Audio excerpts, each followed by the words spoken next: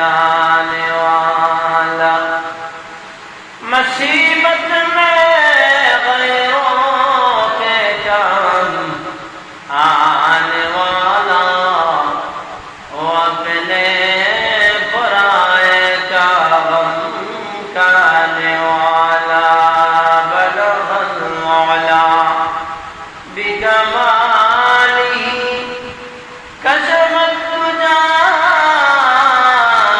बिजमालिही, हसनत जमीउ ख़िसालिही, सल्लू अलैहि व आलिहि।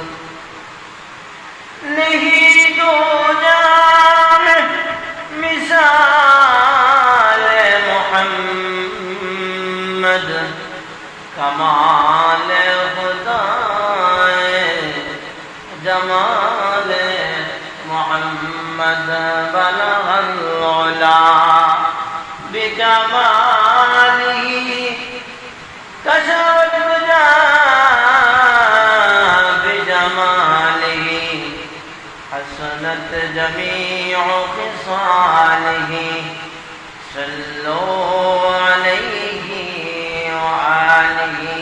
ला इलाहा इल्लल्लाह, ला इलाहा इल्लल्लाह, ला इलाहा इल्लल्लाह, ला इलाहा इल्लल्लाह, ला इलाहा इल्लल्लाह, ला इलाहा इल्लल्लाह।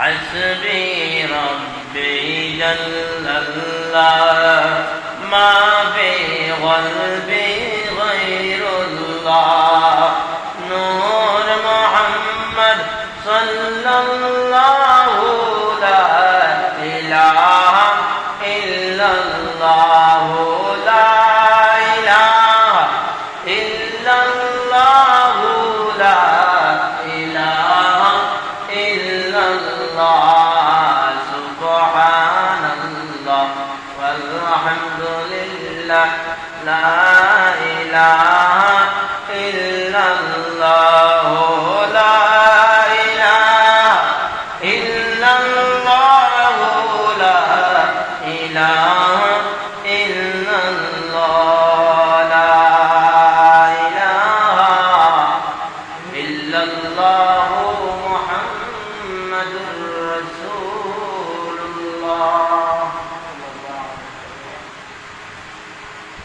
अल्हम्दुलिल्लाह, আল্লাহ পাক রব্বুল আলামিনের দরবারে হাজারো কোটি শুকরিয়া আদায় করতেছি যে আল্লাহ তাআলা এই মুবারকময় মাসের আজকে দ্বিতীয় সপ্তাহে আমাদেরকে পদার্পণ করার তৌফিক দান করেছেন।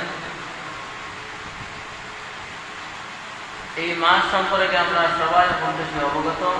সম্ভবত গত সপ্তাহে তিনি আলোচনা করেছেন, তিনি রবিউল আউয়াল মাসের কিছু ফজিলত হয়তো বলেছেন। আমিও বলবো ইনশাআল্লাহ রবিউল আউয়াল মাসের ফজিলত, রবিউল আউয়ালে কি কি করণীয়, কি বর্জনীয়, আল্লাহর রসুলের জীবন আদর্শ এবং আমাদের করণীয়, এইসব বিষয়গুলা নিয়ে যদি আলোচনা করতে শুরু করি কয়েক সপ্তাহ আলোচনা হবে, তবুও নবীজির জীবনী শোনা বলা শেষ হবে না। তবু ইনশাআল্লাহ শুরু করতেছি মহান আল্লাহ তাআলার নামে। এই মাস মৌসুম, এই উপলক্ষে এই মাসে ইনশাআল্লাহ আল্লাহ রসুলের জীবন আদর্শ নিয়ে, নবীজির জীবনী নিয়ে আলোচনা হবে, নবীজির মিলাদ নিয়ে আলোচনা হবে। 12ই রবিউল আউয়াল বেশিরভাগ উলামায়ে কেরামদের মধ্যে এই দিনে সোমবার দিন সুবহে সাদিকের সময় আল্লাহ রসুল সাল্লাল্লাহু আলাইহি সাল্লাম আল্লাহ রসুল সাল্লাল্লাহু আলাইহি সাল্লাম সুবহে সাদিকের সময় আল্লাহ রসুলের মা আমেনার ঘরে জন্মগ্রহণ করেন। আমরা সংক্ষিপ্তভাবে এইভাবে ইতিহাস জানি, স্কুলের বইয়ে মাদ্রাসার বইয়ের মধ্যে 2-3 পৃষ্ঠায় সংক্ষিপ্তভাবে এইভাবে জীবনী দেওয়া হয়, কিন্তু কোরআন এবং হাদিসের আলোকে আলোচনা করতে গেলে 2-3 পৃষ্ঠা একটু পড়ে শোনাইলে যে হয়ে গেছে এমনটা নয়, এর মধ্যে অনেক কিছু শোনার আছে, বাবার আছে, বুঝার আছে। এই রবিউল আউয়াল মাসের ফজিলত সম্পর্কে ইনশাআল্লাহ বলবো এবং আল্লাহ রসুলের জীবন আদর্শ নিয়ে, আমরা আল্লাহ রসুলের জন্ম নিয়ে আজকে আলোচনা করব, জন্ম এবং শিশুকাল নিয়ে, এতিম নবীর জীবনী নিয়ে। নবীজি যখন এতিম ছিলেন ছোট্ট অবস্থায়, এই সম্পর্কে আজকে আলোচনা হবে। আগামী দিন ইনশাআল্লাহ অন্যান্য বিষয় নিয়ে আলোচনা হবে, নবীজির জীবনের মধ্যে যা পড়ে। আল্লাহ রসুল সাল্লাল্লাহু আলাইহি ওয়াসাল্লাম যখন পৃথিবীর মধ্যে আবির্ভাব করেন, এই আবির্ভাব কিভাবে করলেন, কিভাবে আসলেন, এই সম্পর্কে উলামায়ে কেরামগণ বিভিন্ন ইতিহাস রচনা করেছেন। কোরআন এবং হাদিস থেকে সংগ্রহ করে, হাদিসগুলা বাছাই করে একটা কিতাব লেখা হয়, আল বেদায়া ওয়ান নেহায়া। এটি কওমি মাদ্রাসায় পড়ানো হয়, সরকারি মাদ্রাসা, এইসব গভর্নমেন্টের মাদ্রাসা, সম্ভবত এখন জানি না কোন ক্লাসে পড়ানো হয়। এটা দরসের একটি কিতাব, কেউ এক্সট্রা ভাবে পড়েন। আল বেদায়া ওয়ান নেহায়া, এই কিতাবের মধ্যে আল্লাহ রসুলের জীবনের, আল্লাহ রসুলের শিশুকালের জীবনের অনেক ঘটনা রয়ে গেছে। দাওরায়ে হাদিস মাস্টার্স সমমান যে ক্লাস মাদ্রাসা শিক্ষার, ওই ক্লাসের নাম হচ্ছে দাওরায়ে হাদিস বা কামিল। এই ক্লাসের মধ্যে একটি কিতাব আছে, যে কিতাবের নাম হলো শামায়েলে তিরমিজি। তিরমিজি শরীফের মধ্যে, শামায়েলে তিরমিজি শরীফের মধ্যে আল্লাহ রসুলের জন্ম, আল্লাহ রসুলের গঠনাকৃতি, আল্লাহ রসুলের চাল চলন, চলাফেরা, আচরণ, এই সম্পর্কে অসংখ্য হাদিসগুলা রয়ে গেছে। এই হাদিসগুলা শুনলে যেন মনে হয় আল্লাহ রসুল আমাদের চোখের সামনে ভেসে উঠেছেন। আল্লাহ রসুলের আকৃতিগুলা যখন বলা হয় তখন বোঝা যায়, মনে করা যায় যেমন আল্লাহ রসুল আমাদের সামনে। এত সুন্দর করে বিস্তারিত বর্ণনা দেওয়া হয়েছে। ইনশাআল্লাহ আমি প্রথম বলার চেষ্টা করবো, যদি আল্লাহ পাক আমাদেরকে তৌফিক দান করেন। ওয়া তৌফিক ইল্লা বিল্লাহ, আলাইহি তাওয়াক্কালতু ওয়া ইলাইহি উনীব। একটি কিতাব আল বেদায়া ওয়ান নেহায়া কিতাবের মধ্যে হযরতে আব্বাস রাদিয়াল্লাহু তাআলা আনহু বলেন, হযরতে আব্বাস রাদিয়াল্লাহু তাআলা আনহু বলেন, আমি একদিন সুবহে সাদিকের সময় ফজরের নামাজ পড়ার উদ্দেশ্যে যখন রওনা হলাম, তখন হঠাৎ করে খবর পেলাম আমার ভাতিজা, আমার ভাই আব্দুল্লাহর ঘরে একটি ভাতিজা জন্মগ্রহণ করেছে। ভাতিজা জন্ম হয়েছে শুনে আমি দেখার জন্য সামনের দিকে অগ্রসর হলাম। সুবহে সাদিকের সময় ফজরের ওয়াক্তে আমি দেখতে রওনা হলাম আব্দুল্লাহর ঘরের দিকে। যখন আমি অগ্রসর হলাম তখন দেখতে পারি আব্দুল্লাহর ঘরের ভিতরে যেন নূরের একটি আলো এমন ভাবে ঝলমল করতেছে, যেন আকাশের চাঁদের আলোকে অম্লান করে দেয়, হার মানিয়ে দেয়। এত বেশি আলো, আব্দুল্লাহর ঘরের আলো আর আকাশের মধ্যে যেমন একটা নূরের তাজাল্লি লেগে গেছে। আমি আব্বাস যখন ওই ঘরের দিকে আমি সামনে অগ্রসর হলাম, এমন অলৌকিক একটা বিষয় থেকে আমি হতবাক হয়ে গেলাম। যাই হোক, এক পর্যায়ে যখন ঘরের মধ্যে আমি প্রবেশ করি, তখন আমার ভাতিজা মুহাম্মদ, শিশু নবী মুহাম্মদকে যখন আমি আমার কোলের মধ্যে নিলাম, যখন এইভাবে সুবহে সাদিকের সময় আমি তাকে নিয়ে ঘরের বাহিরে খোলা আকাশের নিচে আসলাম, তখন থেকে আমার ভাতিজা মুহাম্মদ আকাশের দিকে তাকাইতেছেন, চাঁদের দিকে তাকায়, চন্দ্রের দিকে তাকায়, তারকাগুলার দিকে তাকায় আর মুস্কি মুস্কি হাসে। আমি লক্ষ্য করে দেখি আমার ভাতিজা মুহাম্মদ যখন ডান দিকে মাথাটা ঘুরায়, তখন ওই দিকে যেন তারকাগুলা একটা আরেকটার সাথে খেলা করতেছে, চাঁদটা চলে যায়। আবার যখন বাম দিকে মাথা ঘুরায়, তখন বাম দিকে চাঁদ সেটা চলে যায়। যেখানে চাঁদটা তার নিজ স্থানে স্থির থাকার কথা, আমার ভাতিজার মাথা যেই দিকে যায়, চোখ দিকে যেই দিকে যায়, ওই দিকে যেন চাঁদটাও চলে যায়। যেমন চাঁদ এবং তারকাগুলো একটা খেলা করতেছে, আমার ভাতিজাকে নিয়ে হাসি এবং খুশি ফুর্তি গুলা করতেছে। আমি ঘটনাটা আমি দেখলাম সুযোগকে আমার শরীরে রাখলাম। যখন 40 বছর বয়স হয়ে গেল, যখন আমি আল্লাহর রাসূলের কাছে আমি মুসলমান হলাম, তখন বললাম, ও বিশ্ব নবী মুহাম্মদুর রাসূলুল্লাহ সাল্লাল্লাহু আলাইহি ওয়াসাল্লাম, তুমি যখন ছোট্ট ছিলে আমি তোমাকে খুলে নিয়েছিলাম, তখন এই ঘটনাটি দেখলাম, এটা কি সত্য? এটা কি? আল্লাহর রাসূল সাল্লাল্লাহু আলাইহি ওয়াসাল্লাম বলেন, এটা আমি আল্লাহ পাক রব্বুল আলামিন আমাকে শিশু অবস্থায় সান্ত্বনা দেওয়ার জন্য যেন কান্না কাটি না করি, এই জন্য আল্লাহ পাক রব্বুল আলামিন আকাশের চাঁদ এবং তারকাগুলো দিয়ে আমার সাথে খেলাধুলা করাইলেন, আমাকে শুনতে দিলেন। আল্লাহ রাসূলের পৃথিবীতে আবির্ভাবের সময় এই ঘটনাটা ঘটলো। যখন আসলেন, আসার পূর্বে আর অনেক ঘটনা। আব্দুল মুত্তালিব, ওনার দাদা আব্দুল মুত্তালিব আগে থেকেই তাওরাত কিতাব থেকে এক বাদশার কাছে দেখা করতে গিয়েছিলেন। তখন বাদশাহ আব্দুল মুত্তালিব ওনার দাদাকে অনেক মেহমানদারি করলো আর বলল, হে মুরব্বী, আপনার বংশের মধ্যে, আপনার এলাকায়, বিশেষ করে আপনারই বংশের মধ্যে এমন একজন ব্যক্তি আসবেন, যে ব্যক্তির রাজত্ব, যে ব্যক্তির নবুয়তি কিয়ামত পর্যন্ত চলবে এবং কিয়ামতের ময়দানে সব নবীগণের সেরা নবী, সর্দার যিনি হবেন, সেই নবী আপনার বংশের মধ্যে আসবেন। এবং যখন তিনি আসবেন তখন ওনার পিতা পৃথিবীর মধ্যে থাকবেন না, এতিম অবস্থায় আসবেন। আসার পরে তিনি আবার এতিম হবেন, মাহারা হবেন। এই ঘটনা যখন বললেন ওনার দাদা আব্দুল মুত্তালিবের কাছে, আব্দুল মুত্তালিব ঘটনাটি স্মরণে রাখলেন। যখনই আব্দুল্লাহর ঘর থেকে, হযরত আমেনার ঘর থেকে যখন হযরত মুহাম্মদ রাসূলুল্লাহ সাল্লাল্লাহু আলাইহি ওয়াসাল্লাম জন্ম হলো, দেখা গেল জন্মের আগেই প্রায় 6 মাস আগে আল্লাহ রসুলের আব্বা হযরত আব্দুল্লাহ ইন্তেকাল করেছেন। ওই বাদশার কথায়, তাওরাত কিতাবের বিবরণে এবং বাদশার কথা তিনি একেবারে মিলে যাচ্ছে। তখন দাদা আব্দুল মুত্তালিব সেটা বুঝতে পারলেন। লম্বা করে যাই হোক, আল্লাহ রসুল সাল্লাল্লাহু আলাইহি ওয়াসাল্লামের আবির্ভাব হলো, সেটা বুঝতে পারা গেল তিনি নবী হবেন। নবী যে হবেন শিশুকালেই সেটা অনেক প্রমাণ হয়ে গেছে। আল্লাহ রসুল সাল্লাল্লাহু আলাইহি ওয়াসাল্লাম যখন পৃথিবীর মধ্যে আসলেন, ঘরের মধ্যে হযরত আমেনা ওনার মা ঘরের মধ্যে রাখলেন। যখন শিশু সন্তানকে ঘরের মধ্যে রেখে অন্য কাজের মধ্যে ব্যস্ত হলেন, অন্ধকার সময় যেই মুহূর্তে আগমন করলেন, অন্য জায়গায় ঘরের বাইরে একটু গেলেন পরিষ্কার হওয়ার জন্য। ঘরের মধ্যে যখন ফিরে এলেন, দেখলেন ঘরের মধ্যে ওনার বাচ্চা, এত ফুটফুটে সুন্দর একটা বাচ্চা মুহাম্মদ আর ঘরের মধ্যে নেই। কোথায় চলে গেল?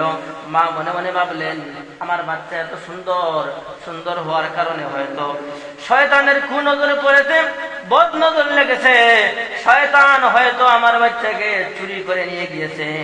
এমন ঘটনা আগে ঘটতো, এখনো মাঝে মধ্যে হয়। আগে আগে জিন্নাতের দুশ্মনী অনেক বেশি হতো, যাই হোক সেটা অন্য কথা। এত বেশি দুশ্মনী ছিল, মানুষদেরকে চুরি করে নিয়ে যেত, শিশু বাচ্চাদেরকে চুরি করে নিয়ে যেত। এমনটা ভাবলেন হযরত আমেনা। এমনটা ভাবেন, এই মুহূর্তে গায়েব থেকে আওয়াজ হয়, হে আমেনা, তুমি এমনটা কেন ভাবতেছ? তোমার সন্তানকে কোন শয়তান, জিন, বদ জিন্নাত চুরি করার কোন সাহস রাখে না, বরঞ্চ তারাই কিন্তু তোমার সন্তানের কথায় চলবে। তোমার সন্তানকে এই মুহূর্তে রহমতের ফেরেশতা দ্বারা আমি আল্লাহ রাব্বুল আলামিন সমস্ত পৃথিবীকে ভ্রমণ করানোর জন্য পাঠিয়েছি। এই জন্য যে যখন তোমার সন্তান মুহাম্মদ তোমার ঘরে জন্মগ্রহণ করে, আবির্ভাবে, তোমার সন্তানের আবির্ভাবে সারা পৃথিবী মুখরিত হয়ে গেল। এই পৃথিবীর সব গাছপালা, তরুলতা, আসমান, জমিন, পশু পাখি, এই সমস্ত গুলা আমার কাছে দরখাস্ত করলো রব্বুল আলামিন। কেমন যেন একটা খুশি খুশি আনন্দ ভাব লাগতেছে। আমরা শুনেছি নাকি আপনার বন্ধু হাবিব মুহাম্মদুর রাসূলুল্লাহ সাল্লাল্লাহু আলাইহি ওয়াসাল্লামের আবির্ভাব হয়েছে। আপনার কাছে একটু দরখাস্ত, আমরা হাবিব সাল্লাল্লাহু আলাইহি ওয়াসাল্লামকে দেখতে চাই। একটি নজর দেখানোর জন্য আমাদেরকে তুমি সুযোগ করে দাও। ওই সমস্ত গাছপালা, তরুলতা, পশু পাখিগুলার, জীবজন্তুগুলার দরখাস্ত মঞ্জুর করতে গিয়ে আল্লাহ তাআলা রহমতের ফেরেশতা দ্বারা একটু সময় সমস্ত পৃথিবী আলোর গতিতে সমস্ত পৃথিবীকে ভ্রমণ করাইলেন এবং পৃথিবীর সমস্ত গাছপালা, তরুলতা জন্মের সময় আল্লাহ রাসূলকে দেখতে পেল। এই জন্য কিছু সময় অনুপস্থিত ছিলেন। এই অনুপস্থিত থাকার কারণটা হযরত আমেনাকে আল্লাহ রাব্বুল আলামিন জানিয়ে দিলেন। এই যে ঘটনাটি, যে জন্ম হওয়ার সাথে সাথে সমস্ত পৃথিবীর জীবজন্তু গুলা, গাছপালা, তরুলতা গুলা আবেদন করে, দরখাস্ত করে দেখার জন্য, এবং তাদের দরখাস্ত মঞ্জুর করতে গিয়ে আল্লাহ তাআলা সমস্ত পৃথিবীকে ভ্রমণ করান। এটা কোনো স্বাভাবিক মানুষের দ্বারা হয় না। অস্বাভাবিক কোনো কিছু যদি হয়ে থাকে, অলৌকিক কোনো কিছু যদি হয়, তাহলে এমন ঘটনা ঘটে। এই ঘটনা থেকে বোঝা যায় এই শিশু সন্তান যেমন তেমন কোনো ব্যক্তি নয়, তিনি নবী হওয়ার সম্ভাবনা। আল্লাহ রাসূল সাল্লাল্লাহু আলাইহি ওয়াসাল্লাম যখন শিশুকাল চলে গেল, আল্লাহ রাসূল যখন বাল্যকালে পদার্পণ করলেন, কিশোরী অবস্থায়, কিশোরকালে আল্লাহ রাসূল সাল্লাল্লাহু আলাইহি ওয়াসাল্লাম যখন মাঠের মধ্যে খেলাধুলা করেন, আমরা স্বাভাবিকভাবে দেখতে পাই ছোট্ট ছোট্ট বাচ্চাগুলা খেলাধুলা করতে করতে এক সময় তাদের প্যান্ট গুলা খুলে দেয়, তারা উলঙ্গ হয়ে যায়, কারণ তাদের কোনো লজ্জা নেই, ছোট্ট মানুষ। কিন্তু আল্লাহর রাসূলও খেলাধুলা করেন, উনিও ছোট্ট মানুষ, কিন্তু খেলার মাঠে গিয়ে আল্লাহর রাসূলের গা থেকে কাপড় খুলে যাবে, আল্লাহর রাসূল কাপড় খুলে ফেলবেন। এমন পরিস্থিতি আল্লাহর রাসূল এমন কাজ করতে অপরাধতা প্রকাশ করেন। এই সমস্ত ঘটনা দ্বারা বোঝা যায় এই শিশু সন্তান, এই বাল্য নবী কোনো স্বাভাবিক কোনো নবী ব্যক্তি নয়, উনি অস্বাভাবিক, তিনি নবী হওয়ার সম্ভাবনা। আল্লাহ রাসূল সাল্লাল্লাহু আলাইহি ওয়াসাল্লাম এর আগে একটি ঘটনা, যখন আল্লাহ রাসূলের জন্ম হলো, তখন আরবের মক্কা অধিবাসীদের একটা রীতি ছিল যে সন্তান যখন এই বংশে জন্মগ্রহণ করবে, তখন তাদের ভরণ পোষণের জন্য, তাদের লালন পালনের জন্য, দুধ পান করানোর জন্য অন্য বংশের দুধ খাওয়ার জন্য দিয়ে দেওয়া হতো। অর্থাৎ যারা দুধ পান করায় এমন গোলামের কাছে, বান্দিদের কাছে এই সমস্ত সন্তানদেরকে দাঁত হিসাবে দেওয়া হতো, তাদের কিছু টাকা দিয়ে দেওয়া হতো, যে এতদিন তুমি দুধ খাওয়াইবা, তোমাকে টাকা দেওয়া হবে। এই হিসাবে মক্কার মধ্যে অনেক মানুষ আসতো, যদি কোনো শিশু সন্তান পাওয়া যায় আমি সেটাকে লালন পালন করবো, কিন্তু টাকা উপার্জন করবো। ঠিক তেমনি এই নিয়মের হযরতে হালিমা, আল্লাহর রাসূলের দুধমা, যখন সিরিয়া থেকে মক্কার পথে রওনা হলেন, আসার পথে ইতিহাসের মধ্যে পাওয়া যায়, হাদিসের মধ্যে বর্ণনা আছে, হালিমা যে উট সফর করে, সোয়ার করে, যে উটের দ্বারা সফর করে চলে আসেন মক্কার দিকে, দেখা গেল ওই উটটা, ওই উট এমন জীর্ণ শীর্ণ, উটের চেহারা, উটের শরীরের মাংস হাড্ডিগুলা যেন এক হয়ে গেছে, এত দুর্বল, হাঁটতে পারে না। এই কাফেলার সবার পিছনে যে উটটা রাখে, ওই উট হলো হালিমার উট। হালিমার উট এত দুর্বল, যেইভাবে মক্কার মধ্যে যখন প্রবেশ করে নিলেন, সবাই সন্তান সবার মিলল, কিন্তু হালিমার সন্তান মিলল না। এক পর্যায়ে দেখা গেল আব্দুল মুত্তালিবের নাতি হযরতে মুহাম্মদুর রাসূলুল্লাহ সাল্লাল্লাহু আলাইহি ওয়াসাল্লাম সন্তান, ওনাকে দুধ খাওয়ানোর জন্য কোনো ব্যক্তির কাছে দেওয়া হবে। কিন্তু যারা নিত বাচ্চারা, তাদের একটা নিয়ম হলো এমন বাচ্চাদেরকে নেব যে বাচ্চার বাবা আছে, কারণ আমি তাকে যখন লালন পালন করবো, এইগুলার একটা খরচ আছে, এই খরচটা ওই বাচ্চার বাবা আমাকে দিবে। যদি বাচ্চাটা এতিম হয়, বাবা না থাকে, তাহলে ভরসা করা যায় না কিছু পাওয়া। এই জন্য এতিম সন্তানদেরকে কেউ নিতে চায় না। হালিমাও এক পর্যায়ে যখন আব্দুল মুত্তালিব ওনার দাদা যখন হালিমাকে ডেকে আনলেন, তুমি যদি কোনো সন্তান চাও তাহলে আমার নাতিকে নিয়ে যাও, তোমাকে আমি যা পারি আমার দৌড়তেই খুশি করবো। হযরতে হালিমা এবং ওনার স্বামী হারেস, উনি বলেন আমরা এই সন্তানকে দিতে ইচ্ছুক নয়, এজন্য যে আমরা এখানে কি পাবো, যেহেতু এই বাচ্চাটা এতিম। না করে চলে গেলেন।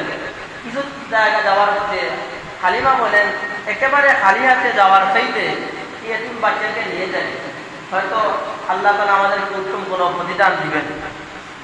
হযরতে হালিমা আল্লাহ রাসূলকে নিয়ে গেলেন। লম্বা করে না, যাই হোক, যাওয়ার পথে যখন যেই মুহূর্তে আল্লাহ রাসূল সাল্লাল্লাহু আলাইহি ওয়াসাল্লাম হযরতে হালিমা কুলের মধ্যে দিলেন, তখন যেন ওনার দেহের অঙ্গ প্রত্যঙ্গের মধ্যে একটা শক্তির ভাব চলে আসলো। ওনার স্তনের মধ্যে তেমন একটা দুধ থাকতো না। ওনার যে বাচ্চা আছে, ওই বাচ্চা ভালোভাবে তার তৃপ্তি অনুযায়ী দুধ পান করতে পারে না, অন্য বাচ্চা থেকে কিভাবে পান করানো হবে।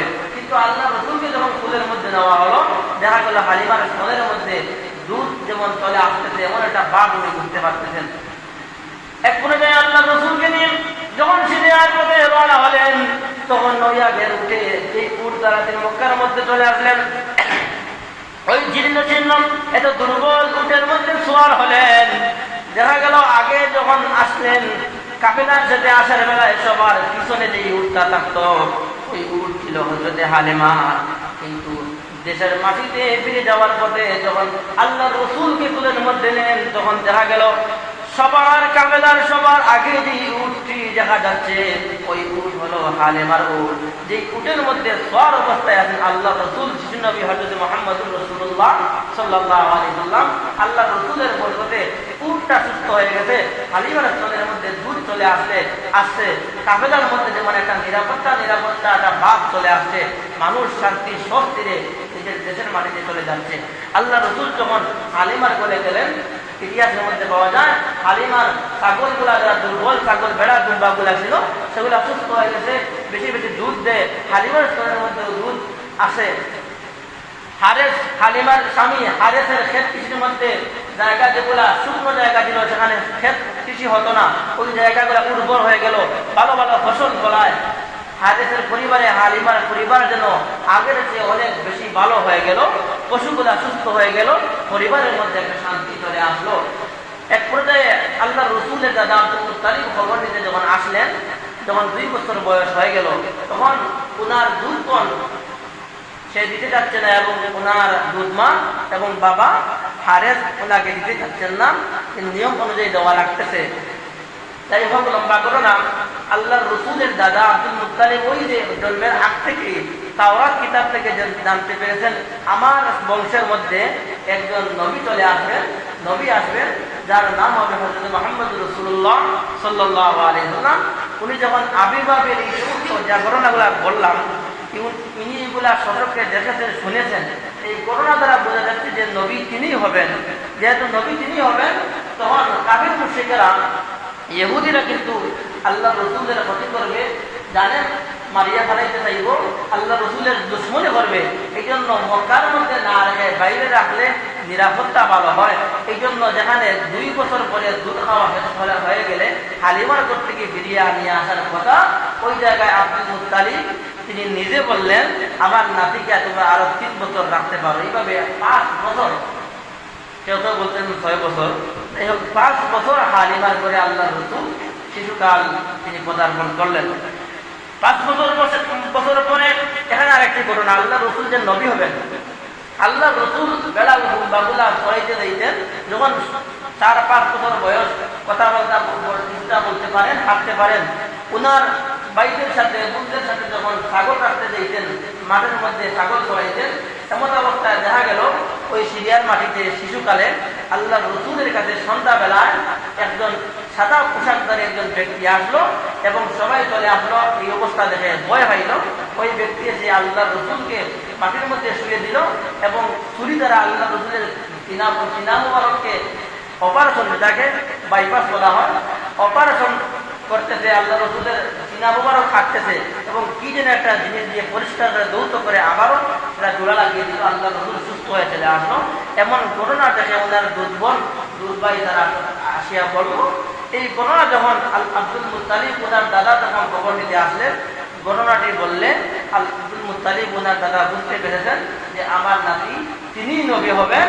ওনার কাছে যে ব্যক্তিটা সাদা পোশাকে চলে এসেছিলেন ওই ব্যক্তি হলেন হযরত ইব্রাহিম আলাইহিস সালাম। ওনার কাছে যে অপারেশন এই ধরনের একটা কাজ করেছেন ওটাকে বলা হয় সিনা বক্ষণ। সিনাকে পরিষ্কার করা। আল্লাহ রসুল কোনো গুনাহ করবেন না, গুনাহ সংকলিত হবে না, কোনো গুনাহ করেন নাই, তবুও শয়তানের ওয়াসওয়াসা থেকে গুনাহ থেকে পাকসাফ করা থাকার জন্য ওনার সিনা মোবারককে কলবকে জান্নাতি পানি দ্বারা, জমজমের পানি দ্বারা আল্লাহ রসুলের কলব মোবারককে পরিষ্কার করা হয়েছিল। শিশুকালে একবার, যৌবনকালে একবার, মতান্তরে 2বার অথবা 3বার ওনার সিনাবক্ষণ করা হয়েছিল। এই সিনাবক্ষণের মাধ্যমে এটাকে উর্দুতে কি বলা হয় বলে গেছি, সিনা চাষ বলা হয়। এই ঘটনাগুলোর মাধ্যমে বোঝা যায় যে আল্লাহ রসুল শিশু নবী মুহাম্মদুর রাসূলুল্লাহ সাল্লাল্লাহু আলাইহি ওয়াসাল্লাম তিনিই নবী হবেন। আজকের জুমায় শুধু আল্লাহ রসুলের শিশুকালের কথা বলতেছি, ইনশাআল্লাহ আগামী জুমায় ওনার রিসালাত নিয়ে, ওনার নবুয়ত নিয়ে আলোচনা করবো। এখনো নবুয়তি উনি নবুয়ত প্রাপ্ত হন নাই, শিশু নবী, ওনার এই সমস্ত ঘটনাগুলো বলতেছি। যাই হোক, সিরিয়া থেকে যখন আল্লাহ রসুল চলে আসলেন, ওনার মায়ের ঘরে, মা আমেনার ঘরে 5 বছর পরে দুধ খাওয়া শেষ হয়ে গেল, ওনার মায়ের ঘরে চলে আসলেন। 1 বছর মায়ের ঘরে থাকার পরে 6 বছর বয়সে আল্লাহ রসুলের মা হযরতে আমেনা ইন্তেকাল করেন। এই অবস্থায় আল্লাহ রসুল এবং ওনার পিতাও নেই, মাতাও নেই। আল্লাহ রসুলের জন্মের প্রায় 6 মাস আগে ওনার বাবা আব্দুল্লাহ ইন্তেকাল করেন, ব্যবসার কাজে গিয়েছিলেন, সেখানে ইন্তেকাল করেন। আর জন্মের প্রায় 6 বছর বয়স পরে আল্লাহ রসুলের মা আমেনা ইন্তেকাল করেন। আল্লাহ রসুল ছিলেন ইয়েতিম। আল্লাহ রসুলকে যদি উম্মতেরা প্রশ্ন করেন, ও নবী, আমি তো ইয়েতিম ছিলাম, গরীব ছিলাম, দুঃখী ছিলাম, তুমি কিভাবে বুঝবে আমি ইয়েতিমের কষ্ট, ইয়েতিমের দুঃখ কিভাবে বুঝবে? এই প্রশ্ন যাতে না করতে পারে, এই জন্য আল্লাহ তাআলা আল্লাহ রসুলকে ইয়েতিম বানাইলেন। এই জন্য সূরা দোহার মধ্যে বলে